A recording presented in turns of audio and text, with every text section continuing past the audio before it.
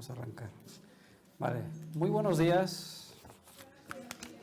Tengan un feliz sábado, como les han dado la bienvenida y también a las visitas a esta, pues la iglesia de Oref. Pues la palabra orgullo no es un buen atributo para decir nos sentimos orgullosos, porque en el español, pues la palabra orgullo tiene dos significados: o sentirse extremadamente superior o sentirse contento porque hay algo que destaca. Creo que nos quedamos con la segunda definición, es que la iglesia, hay niños que se lo está preparando para que un día sean esos misioneros. Ahora, el detalle es que para que esos chicos continúen necesita de la iglesia y de los padres. Y ahí es donde vamos a trabajar esta mañana. Así que les agradezco este tiempo que me regaláis. Ya me dejáis el este.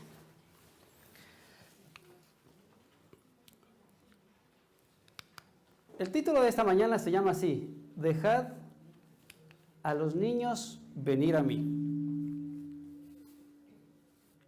¿Sigo? Vale. Ok. A ver si está prendido. Claro. Vale. Seguramente ustedes habrán escuchado este personaje, se llama Agripina. ¿Cuánto lo han escuchado a Agripina? ¿Os suena? Agripina, ¿os suena por ahí? Sí, algunos dicen que sí. Vale. Un nombre muy particular, Agripina. Vale. ¿Qué tiene que ver esa mujer con esta historia que tiene que ver con los niños? Dice así la Wikipedia. Dice así: fue además hermana de Calígula, es decir, que vivió en el tiempo del Imperio Romano, esposa y sobrina del emperador romano Claudio, y madre del futuro emperador Nerón. Entonces, Agripina es madre de Nerón. Vale, ¿y qué dirá usted? Vamos a ver otro detalle. En el año 28, dice, con tan solo 13 años, se casó por primera vez con el cónsul romano Ceneo, Domicinio Enobarbo, quien afirmó de su futuro hijo, miren lo que dice así: de la unión de Agripina y yo solo puede salir un monstruo. Dice así claramente. De esta unión nació 9 años más tarde Lucio Domicio Enobarbo, conocido como Nerón. Vale, pues habrán escuchado alguna vez de Nerón, ¿no es cierto? Pues podemos decir que fue una persona muy cristiana. Muy mala, ¿no? Vale. Bueno, ¿y qué tiene que ver eso? Pues resulta que hay un libro que seguramente ustedes conocerán que se llama El conflicto de los siglos. ¿Sí? Pues ya sabemos, Nerón, emperador romano, muy cruel, y su madre se llamaba Agripina. Perfecto. Dice, allí está Nerón, dice. Este capítulo que yo les voy a relatar es el capítulo cuando Jesús vuelve en su tercera venida y donde Dios viene a hacer cuenta con los perdidos, con los que ya se perdieron, porque recordemos que la segunda venida Jesús solo viene a recoger a los muertos en Cristo y a los vivos en Cristo. El resto no se va, se queda aquí en este planeta hasta la tercera venida después de los 1000 años, y esa gente tiene que levantarse a hacer cuentas con Dios. Justo en este capítulo que está relatando eso. Entonces dice, allí está Nerón, monstruo de crueldad y de vicios, como dice la Wikipedia, y puede ver la alegría y el triunfo de aquellos a quienes torturó. Entonces Nerón está viendo como aquellos que torturó están salvados, y cuya dolorosa angustia le proporcionaba un deleite satánico, que se llama, hay un término de eso, que no me recuerdo ahora mismo. Su madre le dice, está allí. O sea que en esa escena de esta gente que está perdida, no solo que está Nerón, dice, y su madre que está allí, que se llamaba Agripina, para ser testigo de los resultados de su propia obra. Es decir, que el fruto de lo que es Nerón, la culpa la tiene su mamá. Ahí va el detalle.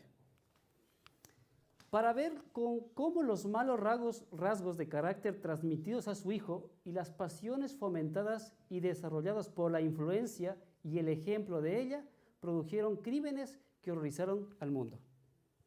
Es decir, que si una madre es mala influencia para sus hijos, o si un padre es mala influencia para sus hijos, o si la iglesia es mala influencia, o si el colegio es mala influencia, ¿de esos podrá salir algo bueno? A lo poco que estamos leyendo, no puede salir nada bueno.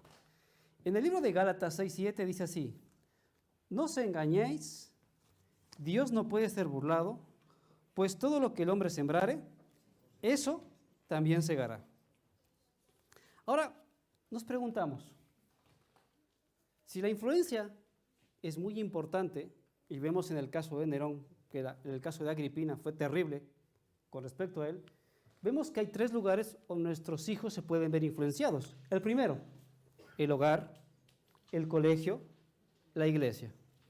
Si cualquiera de estos está mal, pues no podemos ver los resultados de esos niños que ustedes desearían verlos en el cielo. Ahora, no solo eso. Si yo les pregunto, ¿es tu hogar? Una pregunta que no tienen que contestar, me gustaría que ustedes la mediten. ¿Es tu hogar influencia positiva para tus hijos? La siguiente, ¿es el colegio donde está tu hijo una influencia positiva para él? ¿Saben que estamos en un tiempo donde ciertas leyes dicen que no pasa si te crees niño o niña? Y eso los maestros se lo transmiten a los niños. Y en algunos lugares, en algunos colegios, la figura del padre es una figura que hay que poner así, una X. ¿Sí? Entonces, ¿qué influencia está teniendo el colegio sobre tus hijos? Y la pregunta, cuando viene tu hijo del colegio, ¿tú le preguntas qué le han dicho? La iglesia, ¿qué influencia está teniendo nuestra iglesia sobre nuestros hijos?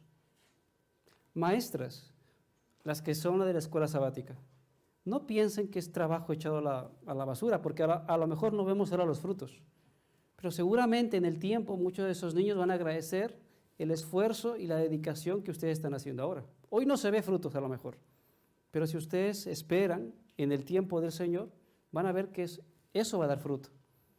Por eso a las maestras las invitamos, el compromiso y el trabajo, háganlo. ¿Por qué?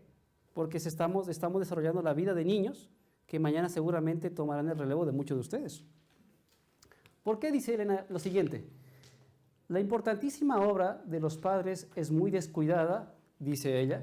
Despertad, padres, de vuestro sueño espiritual y comprended que la primera enseñanza que reciben los niños debéis dársela. ¿La escuela? No, vosotros, dice.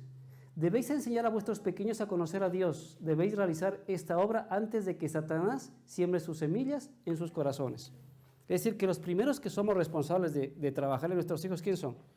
Papá y mamá. Y si somos descuidados, ¿quién va a sembrar en vez de nosotros? Satanás. Y eso es complicado. Ahora, en el libro de Proverbios 22:6, que seguramente lo habrán escuchado, dice así: instruye al niño en su camino, y aunque fuere viejo, no se apartará de él. Pero si buscamos otras versiones, por ejemplo, hay una que me gustó bastante, que es así: dale buena educación al niño de hoy, y el viejo de mañana jamás la abandonará. O otra: enséñale al niño a elegir el camino correcto, y cuando sea viejo, no lo abandonará.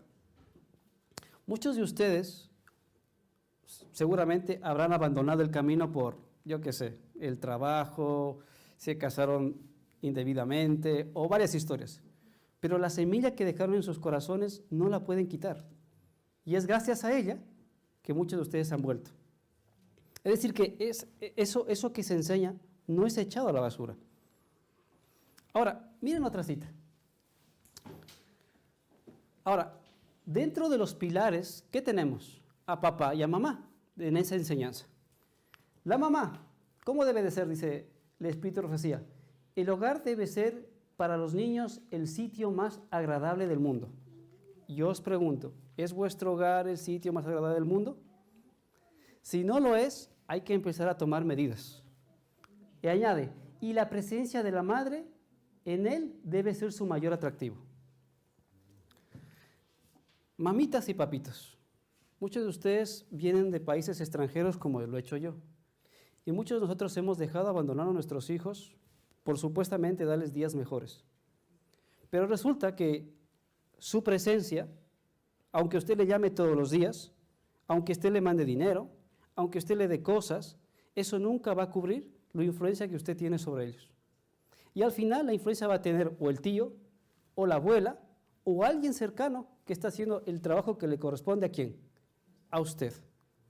Entonces a veces sacrificamos muchas cosas por el dinero, pero perdemos otras porque después nuestros hijos, cuando llegan a las edades, para ellos no entienden en su cabeza que papá y mamá se fue. Le podemos dar dinero, les podemos dar todos, ellos no entienden. Ellos entienden que tú lo abandonaste y no hay más historias. Y luego resulta que cuando llega a la edad dura, que suele ser los 12 hacia adelante, ellos te reclaman, ¿y por qué me dejaste? Yo no quería que tú te vayas. Y luego, ¿qué viene el niño? Se despierta un ira, un odio, y resulta que tú pensaste que tenías un niño que estaba tranquilo y de repente explotó. Y en casa, cuando lo vuelves a traer aquí a España diciendo, ahora sí va a estar conmigo, después de 5 años, cuando tenía 5, lo traes con 12, lo que tienes en casa, ¿qué es?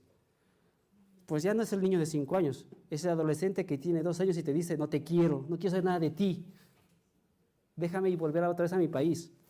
Entonces tenemos que tomar en cuenta que tanto papá y mamá tienen que ser una buena influencia y que a veces el dinero no puede compensar el trabajo que tú tienes que hacer. Yo entiendo que muchos tenemos que hacer eso, pero tenemos que pedir a Dios que nos dé la sabiduría para estar con nuestros hijos, porque al final un niño solo va a tener 1 año una vez.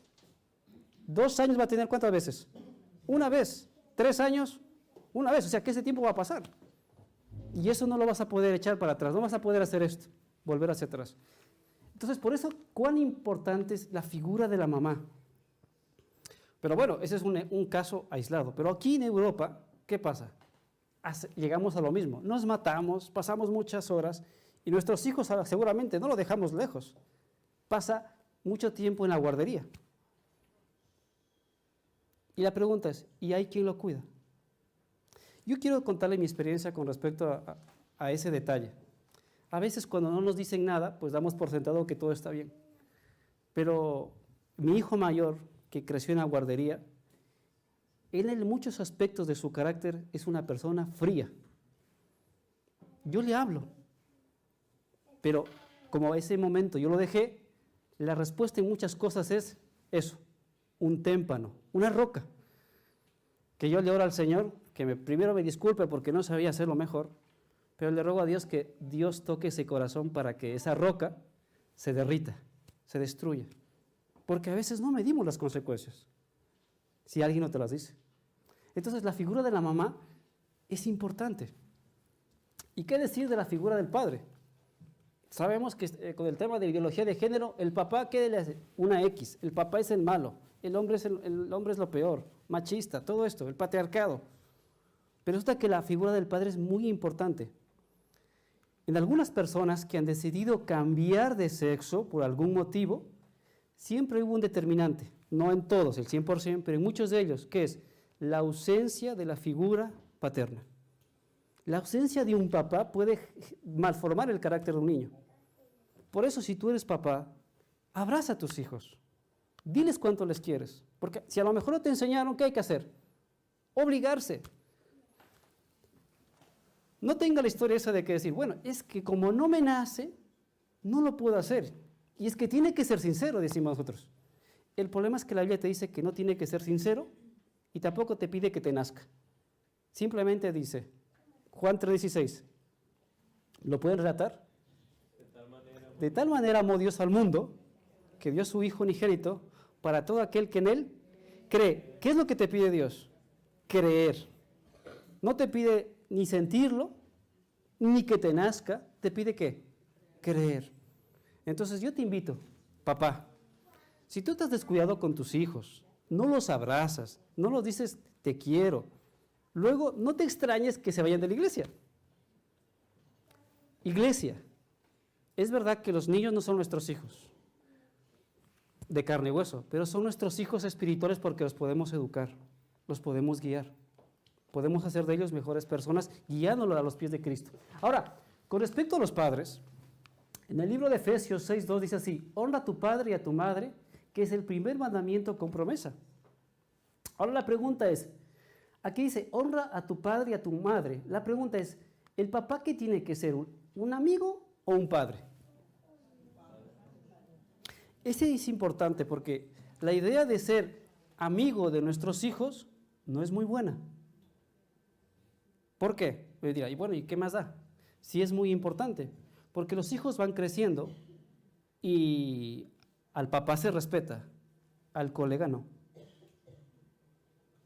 Al papá se lo honra, al colega no. Entonces, cuando los hijos crecen, se olvidan de ese detalle y no te trata como papá, te trata como ¿quién? Como el colega.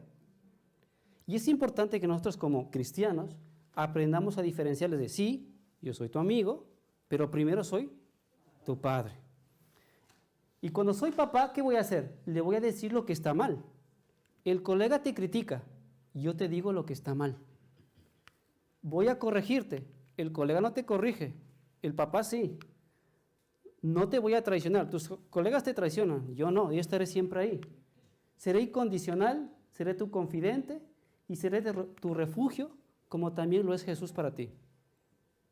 Entonces, tanto la figura del papá y la mamá es importante en la crianza de los hijos, porque tenemos niños y van a crecer, y según la influencia que les demos, será positiva o negativa. Avanzamos.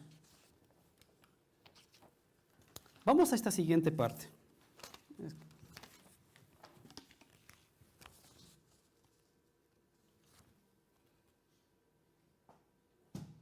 Uy, algo le pasó a mi reloj. Vale.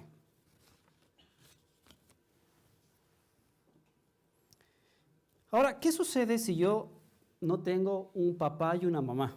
Porque por varias circunstancias. Yo, por ejemplo, no tuve una figura de un papá y eso causó deficiencias en mi carácter. O seguramente otros no tienen la figura de la mamá, o otros no tuvieron nunca los dos.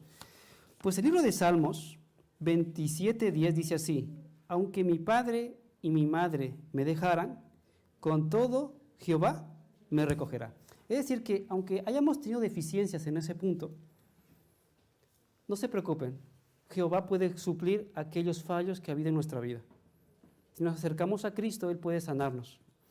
Una de las cosas que yo desarrollé como joven es que al tener un padre que me falló, desarrollé una ira inadecuada hacia Él. Cosa de adolescentes. Pero conforme avanzaba el tiempo, lo único que pensaba en hacerle daño.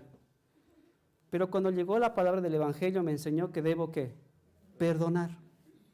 Porque el perdón me libera a mí. Entonces Dios me permitió, obrando en mi corazón, acercarme a Él y decirle, ¿sabes qué? Simplemente te perdono. Y eso actuó en mí una liberación. Si por algún motivo en este hogar falta papá o mamá, ¿qué tenemos que enseñarles a los niños desde pequeños? Primero, contarles la verdad, porque a veces lo que hizo mi madre es contarme una mentira. ¿Tu papá no está? No existe. Vale, el problema es que eso no le vale a un niño. Y siempre tiene la curiosidad de, ¿y dónde está mi papá? ¿Y quién es mi papá? Quiero conocer a mi papá. Y eso no lo vas a poder evitar. Entonces es mejor. La verdad duele, pero duele menos que la mentira. Entonces hay que contar la verdad siempre. Ahora, aquí tenemos el tema de la formación del niño. Y aquí tenemos una gran peña, la roca. Ahora, una de las bases que necesitamos para que nuestros hogares y nuestros niños crezcan fuertes está en el libro de Deuteronomio 11:19. Dice así: y las enseñaráis a vuestros hijos hablando de ellas cuando te sientes en tu casa, se refiere a la palabra de Dios, cuando andes por el camino y cuando te acuestes y cuando te levantes. ¿Sí? Es decir que cada uno de nosotros tenemos que practicar ¿qué? El culto en nuestros hogares, no descuidarlo. Porque si ustedes descuidan el culto, ¿qué hace? Otro lo hará por ti. El culto es el mejor momento para hablar de todos los temas, inclusive de sexualidad. Explicarle al niño cuál es la verdadera sexualidad que quiere Dios para los seres humanos. Porque si no lo hace usted, ¿quién lo va a hacer? ¿Lo va a hacer el colegio? ¿Y lo va a hacer correctamente? No. Entonces yo lo invito, toque esos temas en el hogar. Ahora, hay un versículo que dice así en Mateo 7, 24, 25. Dice así: cualquiera pues que me oye estas palabras y las hace, le compararé a un hombre prudente que edificó su casa sobre la roca. Descendió la lluvia, vinieron los ríos y soplaron vientos y golpearon contra aquella casa y no cayó porque estaba edificada sobre la roca. Aquí tenemos una roca. ¿Y esa roca quién representa? Seguramente que ustedes lo saben. Y representa a Jesús. Ahora, sobre esa, si yo coloco sobre esta roca, edifico mi hogar, pongámosle la base. Si le ponemos la base, vamos a encontrar que necesitamos 3 cosas para que nuestro hogar y nuestros niños funcionen. La primera, la oración. ¿Vale? Entonces tenemos que dedicar al niño tiempo para orar. Enséñele. Hay un libro que se llama así, Conducción del Niño. Y dice ella, a medida que el niño empiece a hablar, desde los primeros pasitos que empieza a hablar y ya empieza a hablar y a manifestarse, enséñale que existe la palabra Jesús, Dios. Los niños pequeños pueden entregar su corazón a Cristo. No pensemos que cuando ya tenga su edad ya le enseñaremos. No, porque a lo mejor ese momento ya es tarde. Entonces, desde que está muy pequeño hay que enseñarle que el amor a Jesús, el amor a Dios, el amor a los mandamientos es muy importante. ¿Vale? Entonces, ¿qué tenemos que dedicarle? ¿Tiempo para qué? Tiempo para la oración, enseñar a nuestros hijos a orar. La siguiente, tiempo para la testificación. Pues yo lo que contaba la hermana me gustó muchísimo lo que han hecho con los niños, lo cual se les felicita. Porque, claro, uno se le ve fácil eso, pero eso necesitó el deseo de una persona, que la otra la acompañe y que los demás añadan para poder hacer eso, porque eso no se hace solo. Así que cuando vean esas actividades, apóyenlos. Pregúnteles qué necesitan. Si no es con la presencia, con libros, con material. ¿Para qué? Para que los niños lo saquen. Y sacar a los niños, a ellos luego les gusta, para que cuando sean grandes, pues lo van a hacer más fácil. ¿Por qué? Porque se lo ha educado en la obra misionera. Entonces, la oración, la testificación y el estudio. Porque Juan 5:39 dice así, escudriñad las Escrituras, porque a vosotros os parece que en ellas tenéis la vida eterna, y ellas son las que dan testimonio de mí. Entonces, si nosotros sobre esta roca colocamos estos 3 pilares en nuestros hijos, y esto mismo está en la iglesia, ¿el resultado cuál será? Será muy bueno. O sea, no, lo que Dios nos pide es que simplemente tengamos paciencia y trabajemos. Porque con los niños hay que trabajar, hay que tener paciencia, hay que estar un día, otro día, otro día, otro día y otro día.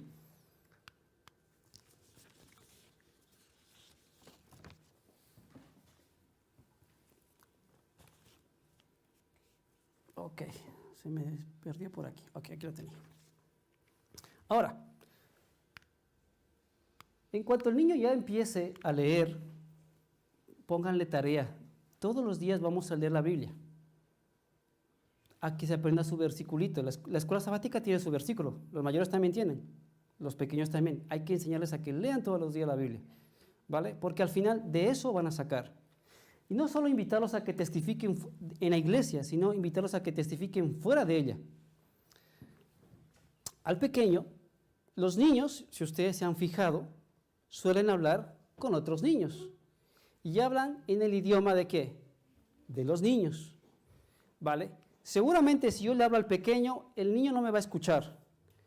Pero si el niño le habla a otro niño, pasan cosas maravillosas. ¿Vale? A veces, yo les digo por experiencia, mi hijo me dice, oye papá, hay esos libros que tienes ahí, no sé si ustedes están haciendo aquí el echar la red en esta iglesia. Sí, lo están haciendo. Entonces yo soy el que estoy responsable de echar la red, entonces yo tengo que mandar por correo y tengo los libros en casa. Y él me dice, papá, ¿será que me regalaron esos libros porque quiero llevar a una profesora que tengo en el colegio? Antes no hubiera dicho, no, déjalos porque son de la iglesia. Ahora, después de haber estudiado ese libro de conducción en línea, digo, pues llévatelo a ver qué irás a hacer tú. Porque nunca sabe, a ver, ¿qué irá a hacer el niño? Dejémosle que haga. Pues se lo dio a la tutora, se lo dio a la PT, y al final se los engranó. No sé qué haría, cómo lo hizo, la cuestión es que se lo regaló. Vale, ¿qué he permitido que haga eso con él? Que haga obra misionera, porque los niños también se están preparando para eso. Y cuando me habla, es que mi amiguito hace esto, aquello. Les conté la vez pasada que tenía otro amiguito que se creía chica. que había por temporadas. Hay días, temporadas que le daba por ser chico, pero le daba temporadas por ser chica y quería ser chica. Y me dice, papá, ¿por qué me dice papá pasa esto? Porque yo me siento, apago la televisión, el teléfono lo mando de paseo y le digo, no hay nada, hablemos, cuéntame, ¿qué sucede? Entonces ahí me entero qué va pasando. Entonces cuando ya sucede eso, le digo, pues, ¿qué tal si tú le dices que eso está mal? Y va y se lo dice. ¿Vale? Entonces, si fomentamos en nuestros niños estas cosas, van a haber sorpresas que ustedes mismos admirarán. Pero si tomamos la decisión de hacerlo. O sea, nunca es tarde de poder trabajar. Entonces, en estos tres pilares, la oración, el estudio y la testificación, es de donde tenemos que trabajar. ¿Por qué? Porque cuando sucede eso, pasa algo muy interesante. Dice en Filipenses 2:3. Estaba por acá, perdón. Se me había confundido la hojita. Primero que sucede es el tema del llamado. Si nosotros trabajamos en esto como iglesia, como padres, el llamado, ¿qué significa el llamado? Que cuando el pastor llame, porque siempre hace el tema del llamado cuando la gente se bautiza, no te extrañes que el niño pase y no se lo impidas, porque nació en su corazón. Porque dice así, 1 de Pedro 3:9, no devolviendo mal por mal, ni maldición por maldición, sino por el contrario, bendiciendo, sabiendo que fuisteis llamados para que heredéis bendición. Vale, y ese llamado sentirá el niño porque se haya trabajado. Entonces, maestras, si vosotros trabajáis en los niños, enseñándoles, guiándolos a los pies de Jesús, simplemente el niño también tomará esa decisión. Padres, si nosotros no tomamos el tiempo para educar a los niños entre semana, no esperes que la maestra sea el plato principal. La maestra simplemente, ¿qué es? El complemento a tu trabajo. No esperes que la escuela sabática sea el trabajo que tú no haces. Las maestras hacen su trabajo, pero el que tiene la responsabilidad, ¿quién es? Los papis. ¿Sí? Otra. Entonces, cuando trabajamos en este aspecto, dice lo siguiente en Marcos 10, 13, 34. Dice así, y le presentaban los niños a Jesús para que los tocase, y los discípulos reprendían a los que los presentaban. Viéndole Jesús se indignó y les dijo, dejad a los niños venir a mí, y no se los impidáis, porque de los tales es el reino de Dios. Entonces, si los niños tienen un sentido de trabajar por la obra, nos piden que los llevemos, ¿qué tenemos que decirles? Vamos, venga, acérquese. No impidamos que se acerquen a Jesús. Y a veces no simplemente tiene que ver con las palabras, con nuestras actitudes. Los niños son observadores. Saben quién es consagrado, quién no, quién dice la verdad, quién miente. Los niños son observadores, observan cómo nuestro comportamiento. Y con nuestras actitudes a lo mejor los estamos acercando o los estamos llevándolo fuera de Cristo. ¿Y qué decir de los niños, de los jóvenes? Los jóvenes son más observadores todavía, porque luego siempre tienen la frase, la iglesia son una bola de hipócritas. Es verdad, todos somos una bola de hipócritas, eso no es mentira.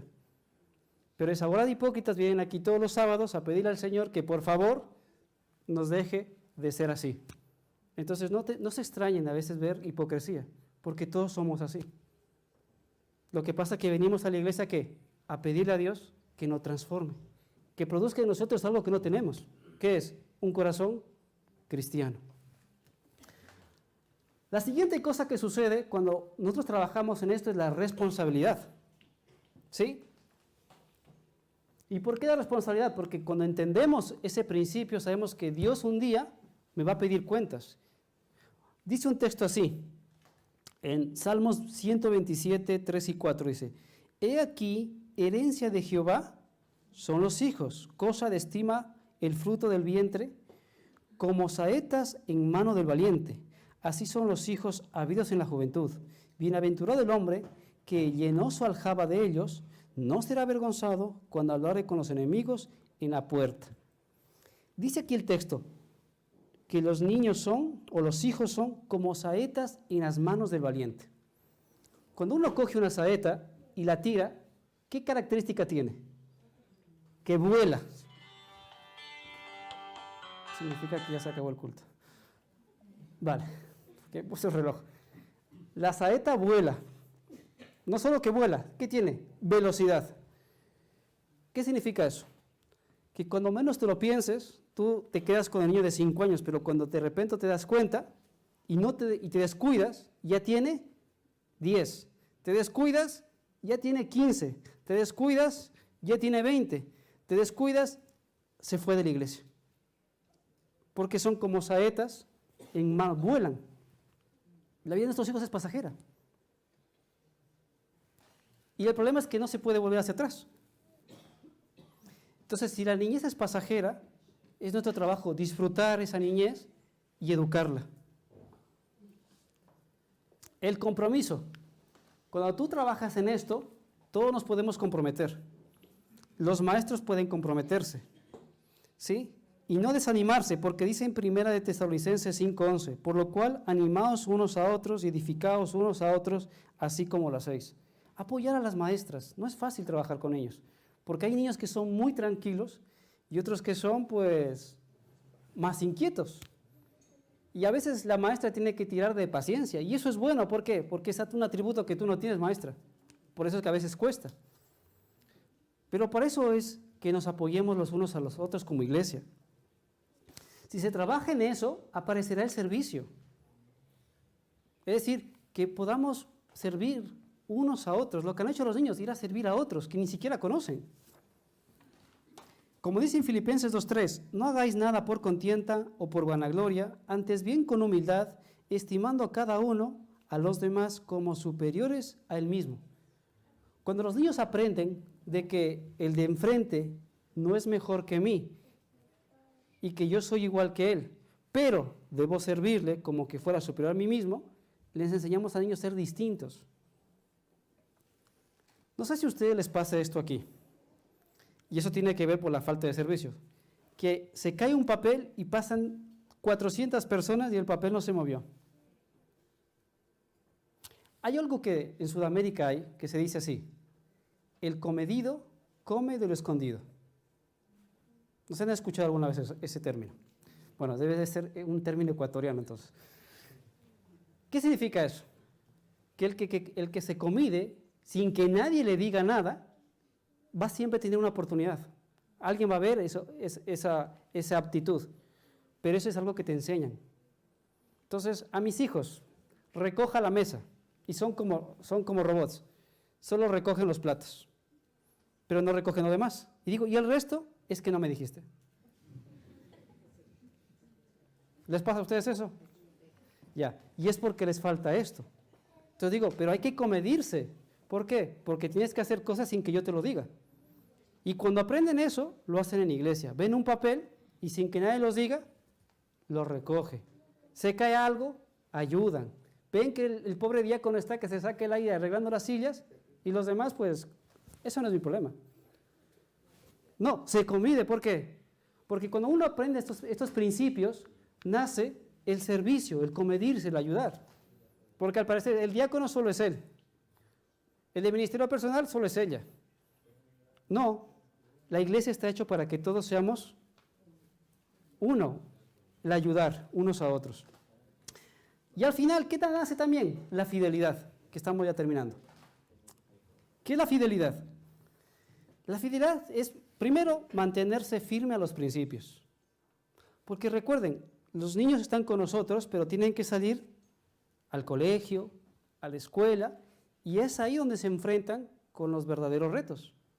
Es ahí donde han hecho caso o no.